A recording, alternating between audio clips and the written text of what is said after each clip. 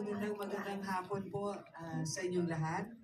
Nakaka-impress na kahit bumabagyo ay nandito pa rin ang mga talagang tumatangkilik ng pelikula at mga film buffs. Nakikita ko may mga kabataan. Congratulations, Miss Joanne, for putting this together, especially the book. And we know how you love Philippine cinema and its creatives, actors, and also those behind the scenes. And I think it's proof that we are all here today because you are loved back. Thank you for always promoting Philippine cinema. You know, the measure, they say, of a great filmmaker is not so much the number of films that he creates, but the memories that he leaves behind for his viewers. And I think that's also what FPJ is about. Actually po, ito yung na-feature dito ay ang Panday. Ang Panday po ay unang pinalabas noong 1980. Ngayon, nung mga panahon po na yon, ang film festival ay malaking-malaking event. Ang mga pelikula na lumabas noon ay minsan Isang Gamo-Gamo, Burlesque Queen, Inchang, I think, at maraming mga magagaling na pelikula. Pero naisip ni FPJ, ang Pasko ay para sa pamilya.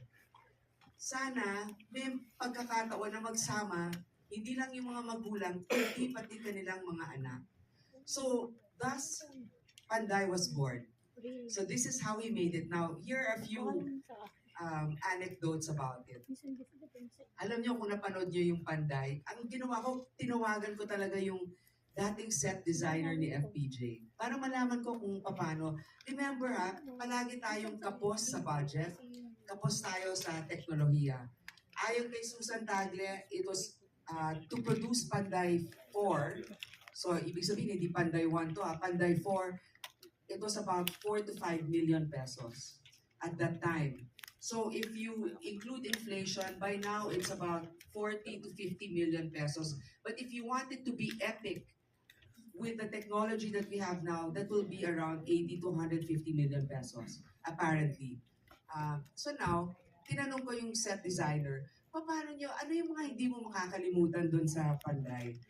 Sorry, I have to speak with my hands, so if you don't mind, I will put this first on the side. Sabi niya, yung lumulubog si Panday sa buhangin dahil natatalo siya ng agimat ni Lizardo. So, lumulubog. So, paano kaya natin gagawin niya na hahawi ang buhangin at lulubog siya? So, sabi niya, Lando, halika dito. Kumuha ka ng drum, baon mo sa buhangin, tapos pumasok ka doon. Kasi payat yun eh. Okay? Tapos papatong ako sa balikat mo. Okay? So, habang lumulubog ako, dahan-dahan kang bumabang ganon. Tapos yung ventilador para yung buhangin. Di ba? Kunyari, linilipad na ganyan. So, ito na, bumababa na si FPJ. Kaso, medyo mabigat si FPJ, di ba? Talagang, maliit lang yung ano niya. So, yung bababa na ganon, okay. Dapat, aahon ulit. Hindi na kaya. So, sabi niya, kumuha ka ng stuntman na medyo kasya dyan para siya naman yung umangat. That's one. Number two, if you watch the scene with Rosemary Hill, she was the witch in one of the Pandays, correct? Okay. Kung makita mo doon, colored yung cave na parang may mga iba't ibang kulay at may mga usok, ganyan. That is exactly the picture in my Grimm's Brothers book. That FPJ, I think it was Snow White or one of those. Actually, hindi Grimm's Brothers. Basta, it was the storybook from when I was a child. When my dad saw it, pwede yan. Ang isa pang ginawa niya, sabi niya kay Lando, Lando, gumawa ka ng kubo, dyan titira yung aswang. Nung ginawa na yung kubo, sabi niya, actually, maganda yung kubo mo. Ang problema lang, parang masyadong maganda. Dapat, para sa aswang, lagyan mo ng parang mga kahoy na hindi, mga patse-patse dyan, ganyan.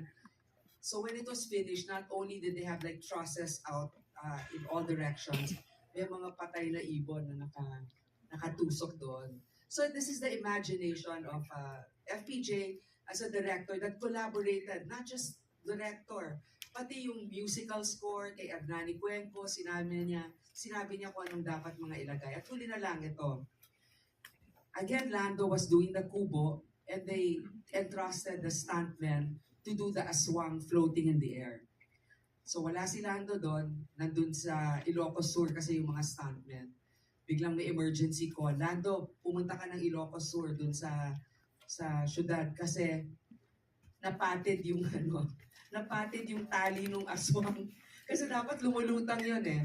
So apparently they were using, and I don't know how true this is, it's like a nylon thing that was like the one that they used for guitars. But that there's a certain way of knotting it so that it doesn't break.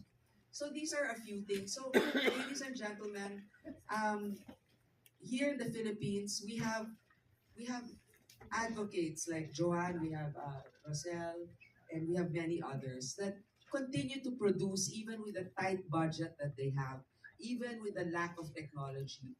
But because Filipinos love movies, we have the creativity and we have the ingenuity, but most of all, we have the grit to be able to complete a film. In FPJ's movies about Pasko, he never asked his audience to be heroes. People love Panday because he invited each of and every one of them to be one. Thank you.